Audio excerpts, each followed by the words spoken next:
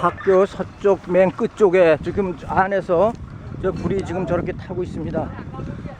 그래도 건물의 목조가 그렇게 없기 때문에 지금 불이 건물 전체로 퍼지는 거는 지금 안 되고 있어서 그래도 다행입니다.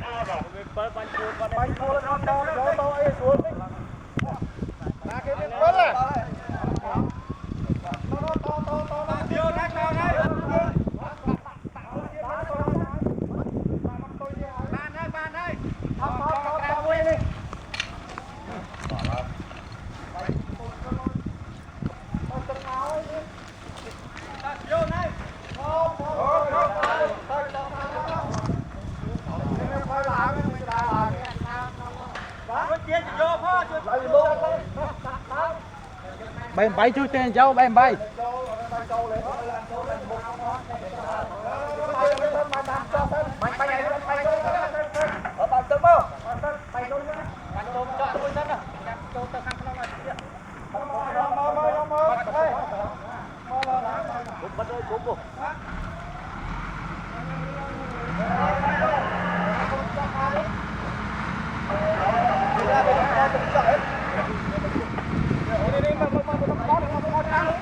tại bay chui đông mò đi mà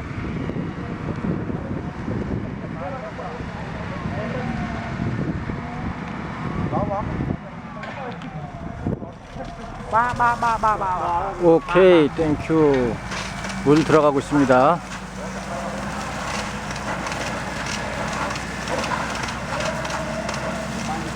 저걸 유리창을 좀 깨.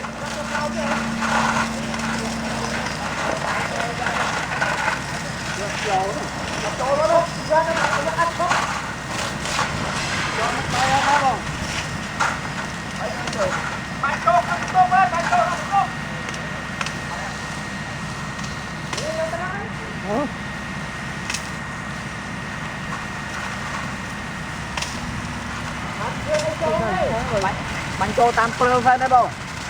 Bánh trâu tam không prel.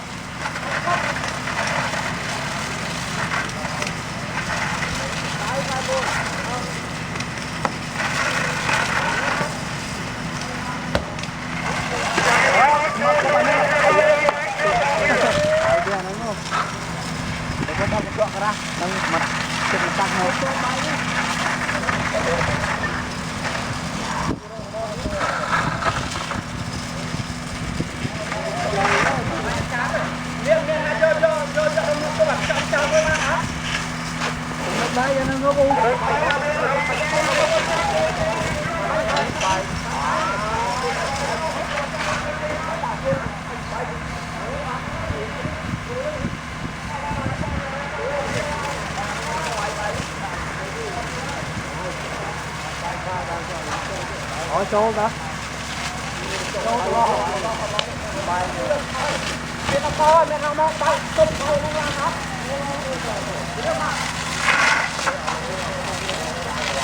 오케이.